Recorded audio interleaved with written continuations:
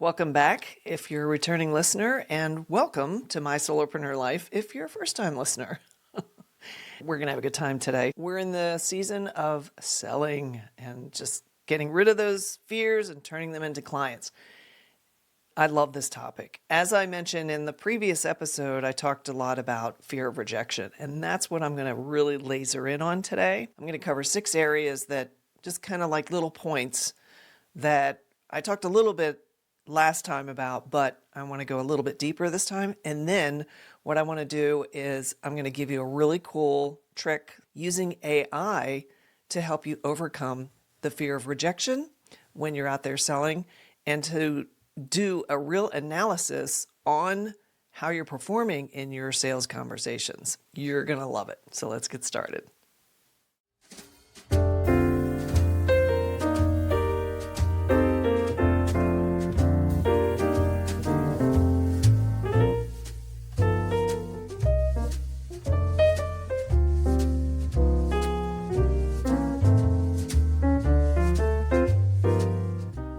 Welcome to My Solopreneur Life. I'm Terry Pappy, your gracious host, and I am so glad you're here. I have a wonderful episode for you. Sit back, relax, and let's have some real talk about what it is to be a solopreneur.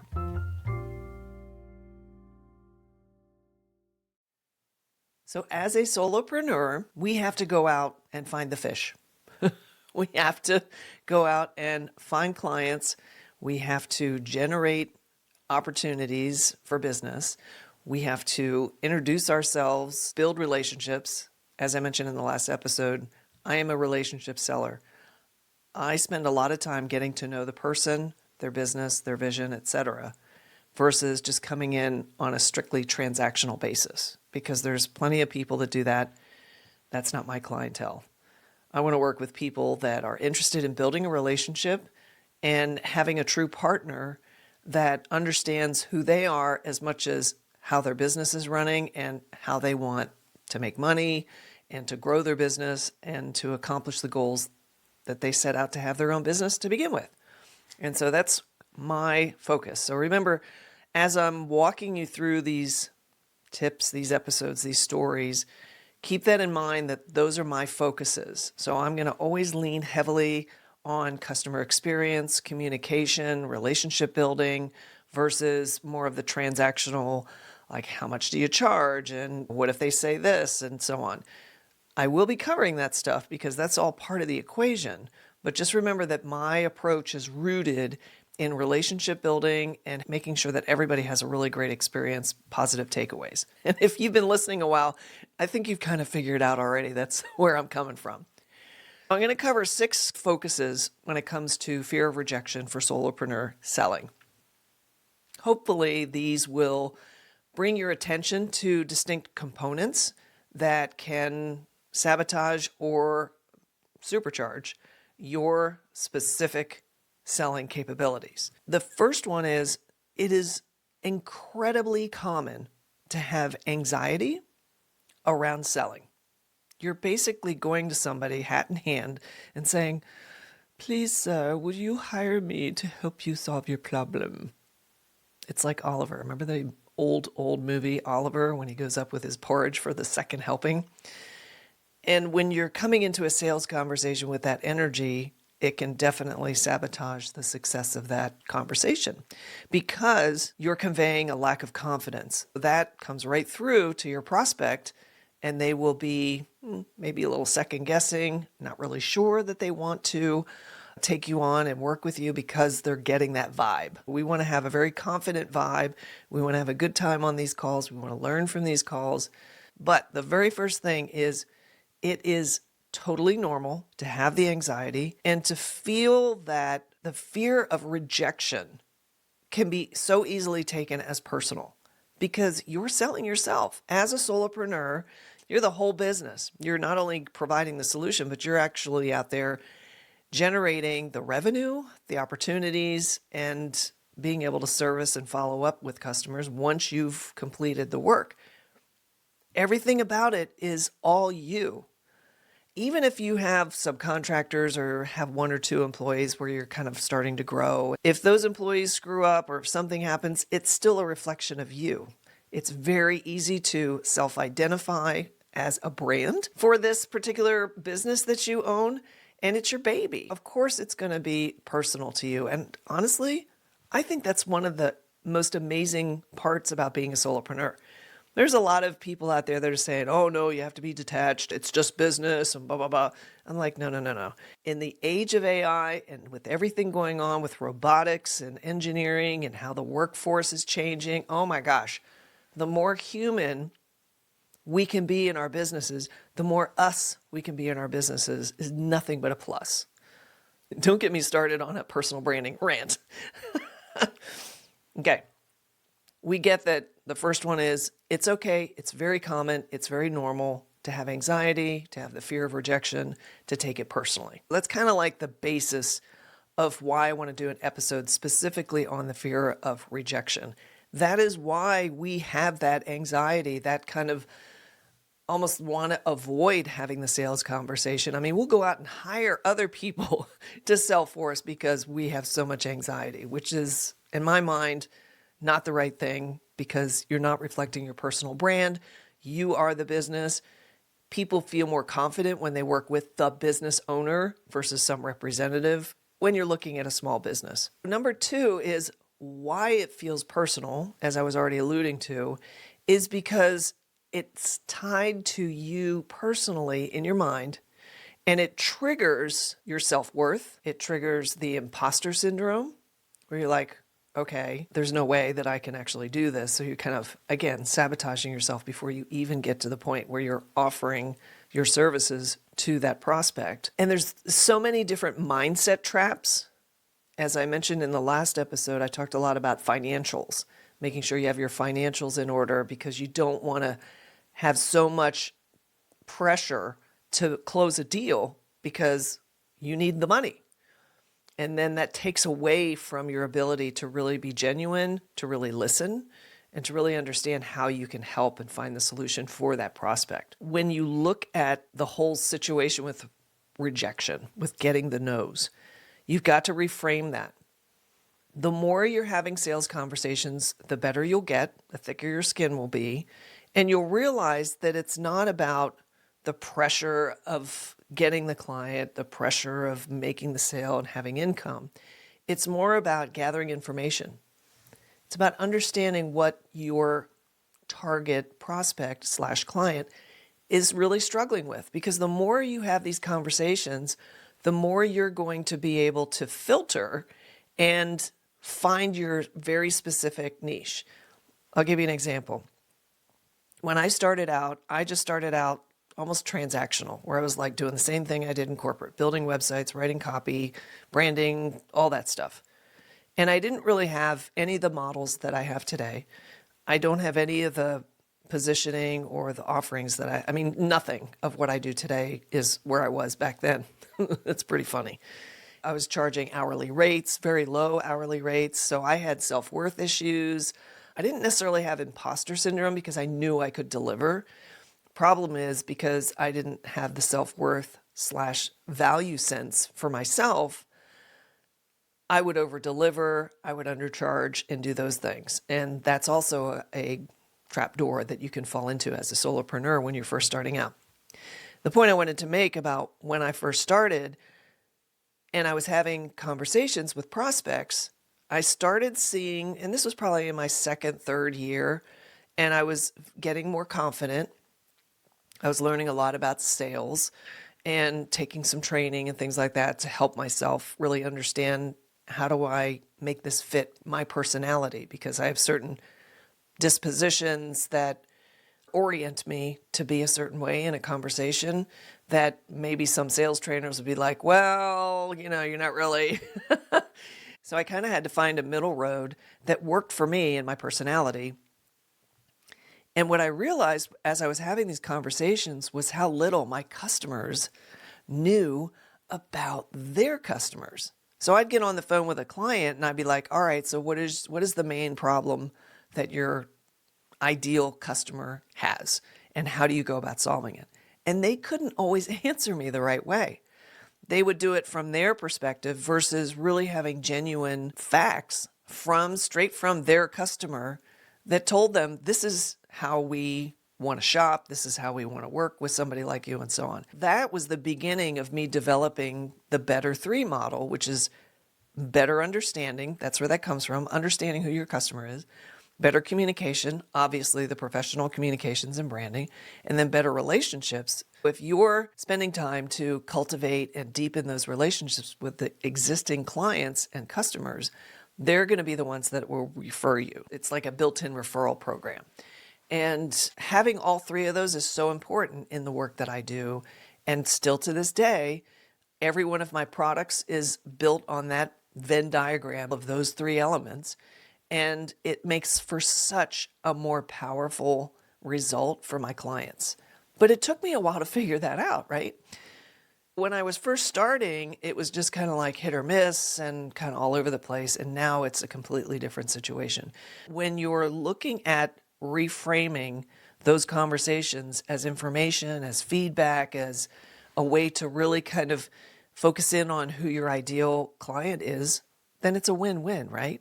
Let's keep that step all about the reframe, making it about gathering that information to only make you better at what you're doing. The third one, it's like, okay, learn to be okay with hearing no. Because very often it's not necessarily no, it's not a fit. Like there's some kind of issue with a conflict, or it's in an industry that you don't have a lot of experience. They may not have a budget, or there's a bunch of people that have to approve a budget and you don't really want to work that way. You want to work directly with the business owner. I've had quite a few clients that have been big companies, but because I was able to work with the owner, it was so much easier for me to bring about results because they were the decision maker. So when I would suggest something about their customer or about how they communicated or whatever, they would be like, okay, I can make a decision about that. When you're looking at detaching from no, having that distinction in the last step, reframing, that's going to help, okay? The example I gave in the last episode was about that one friend that was trying to desensitize herself against hearing no, and she had a bunch of friends do mock sales conversations with her where they always said no. And it really helped her understand, okay, why are they saying no? I need to be able to hear that and still move on. Whenever you have a good conversation that still ends up in a no, that's a win. It may be a small win, but it's a win because you're gathering information, you're practicing, you're having a conversation, you're making an impact in that 5, 10, 30-minute conversation that you're having with a prospect. And that's always going to build that pyramid of your strength when you're out there selling. Acknowledge that it's just a no, it doesn't mean anything, and move on. The fourth one is what you really want to focus on is, and these all tie in together. It's really interesting. You want to shift from being a seller, a salesperson, to being a helper, an inquirer, being curious. You need to understand, and that's the first mistake I see a lot of people who are new to sales conversations make, is they don't inquire deep enough. They don't probe deep enough. And what that does is that makes them feel like they're more rushing to the close or rushing to go through their steps in their sales process where the conversation becomes very pitchy. And we certainly don't want that. Shift the selling mindset from selling to helping, to making a friend, to learning about that person's business. And you'll see that when you put the emphasis for yourself on other things, especially who you're talking to, you're going to realize that the pressure of closing a deal or making the sale eases. And remember, you're going into the conversation. You have nothing to lose. You haven't got a deal already on the table. You haven't got anything. You're basically starting from scratch. And what you're doing is you're learning from that person and you're getting better and better and fine tuning. So after every no, after every incomplete decision maker or whatever, and you're ready to move on to the next, just remember that's information that's going to help me do better on the next one. It's like you're gathering intelligence. Okay, number 5, and this is kind of outside the conversation and around the conversation, and that's self-care. When we're solopreneurs, we don't have a lot of feedback mechanisms. Like that prospect's not going to say, so Terry, you did really good on that sales conversation. These are the things that I think you do well, and here's a couple more that you can improve on. They're not going to give you that feedback. They're going to basically like, okay, thanks, have a nice day, or they'll be like, okay, send over a contract, and then you're in that situation. When I say self-care, because this is a personal experience, it can be when you're rejected. And that's such a loaded word too, isn't it? When you're rejected, it has an impact on your emotions, on your self-esteem, your self-worth. And if you let it, it can do a little damage. It can weigh you down. What I love about self-care is when you're on a sales call, you can do it a ton of different ways. Me, I journal. I go for walks. Like if I have a couple of bad sales calls, which I don't really have that many anymore because I just love to chat with people. So even if I don't get them as clients, I've made a friend and I always feel good about it. And that's where I want you to get to, right? I enjoy kind of like the energy release. So I'll go for a walk or I'll treat myself to some chocolate or something that I enjoy, or I'll go on a Starbucks run or whatever. I give myself little treats.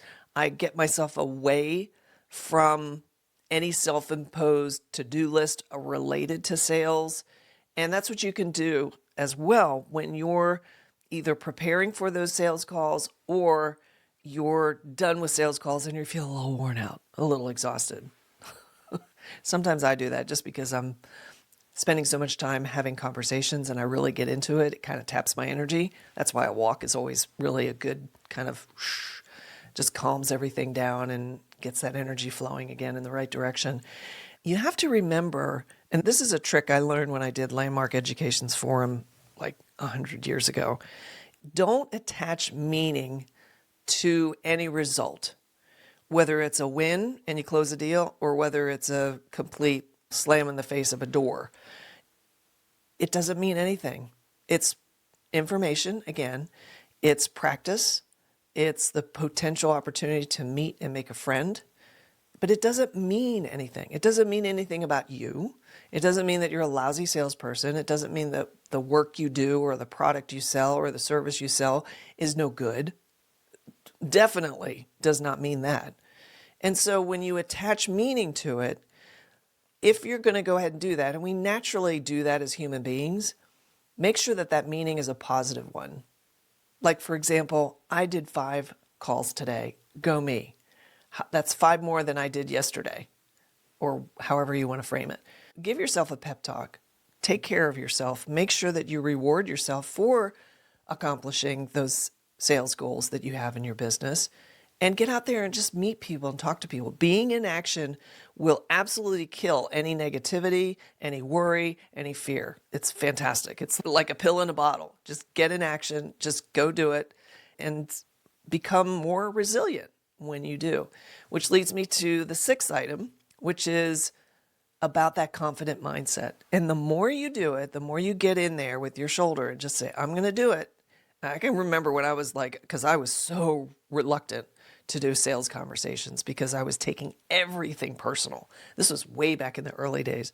And I was I was in sales training and they kept saying, all right, how many sales calls did you do today or this week? And I'd be like, well, I talked to one client I did a little work with. I was just frozen in moving forward with practicing with these because I had so much anxiety around making those calls. And what changed for me was actually having the conversations, being in action. That brought up my confidence like crazy. And doing the work and working with clients and seeing what they struggled with and being able to post things on social media. And that so helped my confidence and ability to actually get on a call and do it. That and some training, and I was killing it. So now I love sales conversation. I'll have a sales conversation with anybody. But if the funny thing is, if my sales trainer saw my version of sales conversations today, they'd be like, Terry, that's not a sales conversation. That's more like an interview. And I'm like, I don't care, because the way I do it, when I ask all these questions, because of the way I probe, that prospect is so intrigued and leans in and like, no one's ever asked me these kind of questions. Like, I really get you care. And we're always able to take it to the next level. And then it becomes a true sales conversation. Anyway, I digress. So when you're bringing in that confidence, you have to look at sales and selling. It's just a skill set.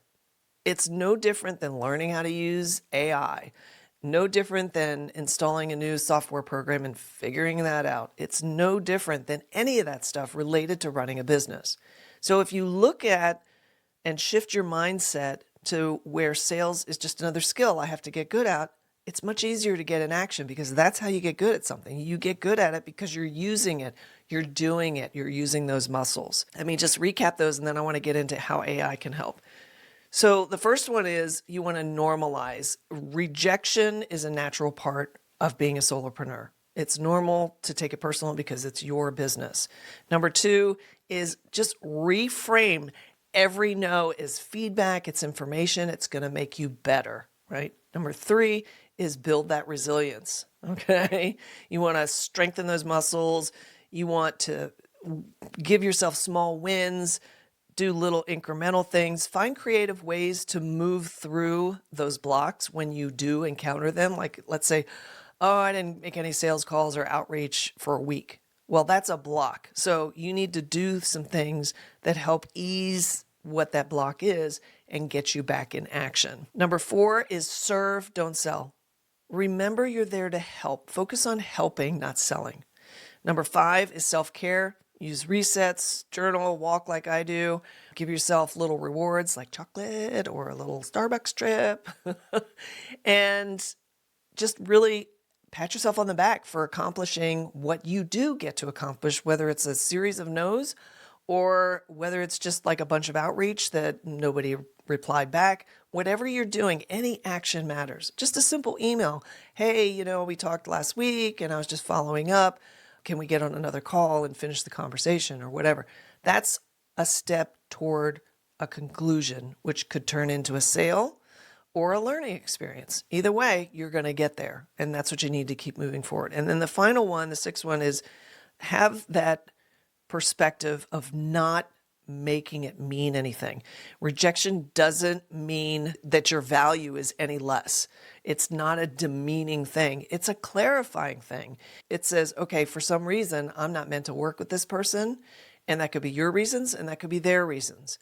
But it's not necessarily because you're not good at sales. So remember to detach yourself from that meaning and just allow it to be an experience that you're honing that skill and making that happen, and you want to just keep moving forward. So those are the 6 focuses around the fear of rejection.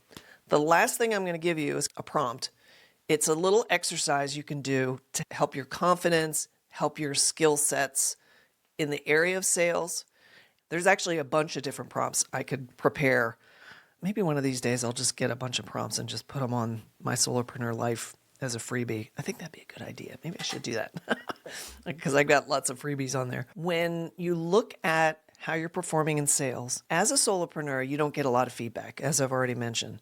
So one great way to get that feedback, that's the non-human kind, is to use AI. Whenever I have a consultation, so I have a calendar on my site, people go there, they book time with me. It's usually 30 minutes. It's complimentary. It's an opportunity for me to get to know their business, what they're trying to accomplish, and to see if there's any synergy and how I can help. And typically when people book on that calendar, they already know enough about me where either I was a referral or they've been following me or whatever. I don't want to say they're a warm lead, but they're close to warm.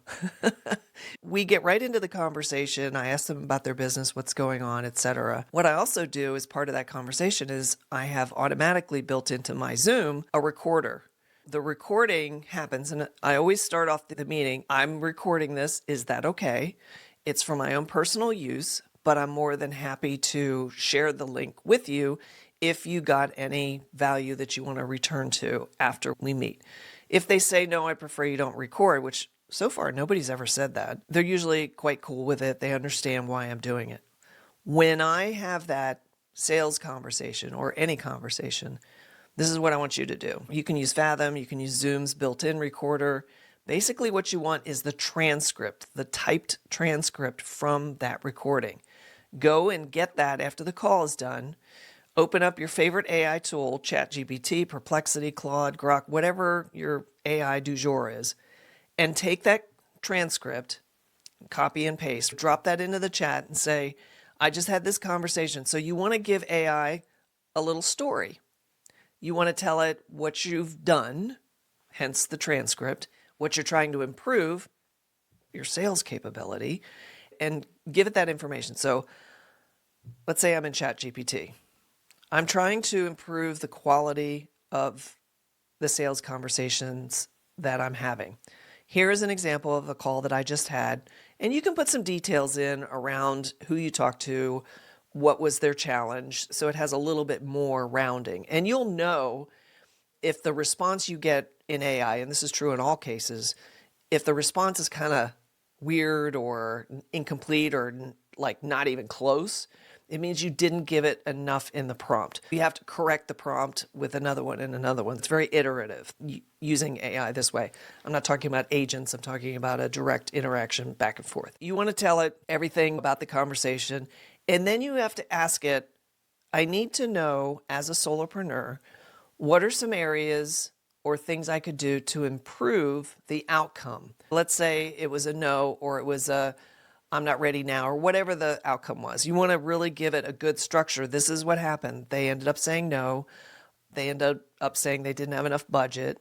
And here's a little aside about budget. When they don't have budget, try to get to that very early in the conversation. This is something I learned in sales training. Sometimes I get so caught up in understanding what their business is, I don't get to the budget question until the very end.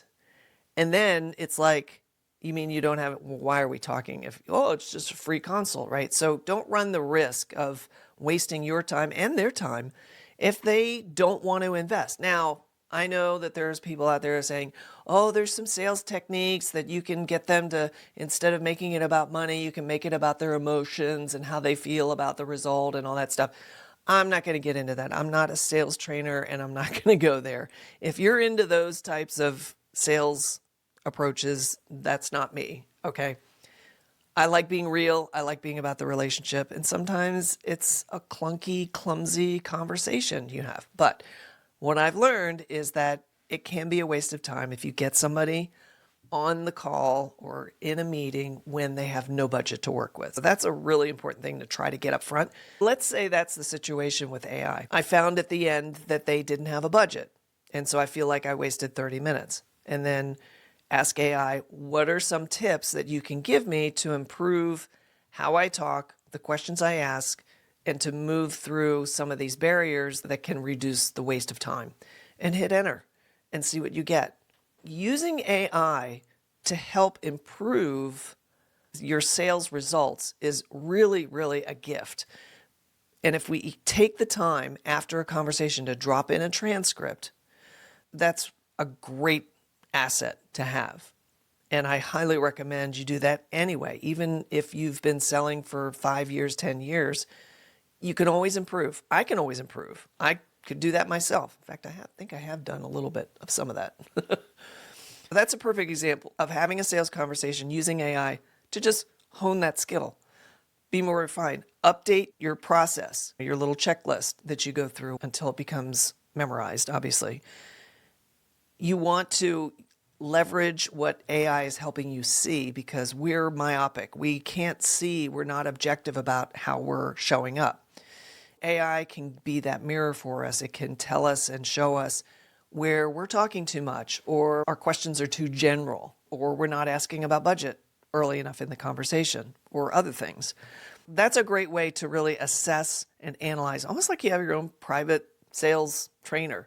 Now, if you really want to get into it and you want to create like a sales manager voice, then you can create AI agents where you're saying, all right, I want to take the best like Zig Ziglar and all these leadership books and teachers and training programs and create this ideal sales manager that can guide me as I'm moving through and learning and getting better at this skill.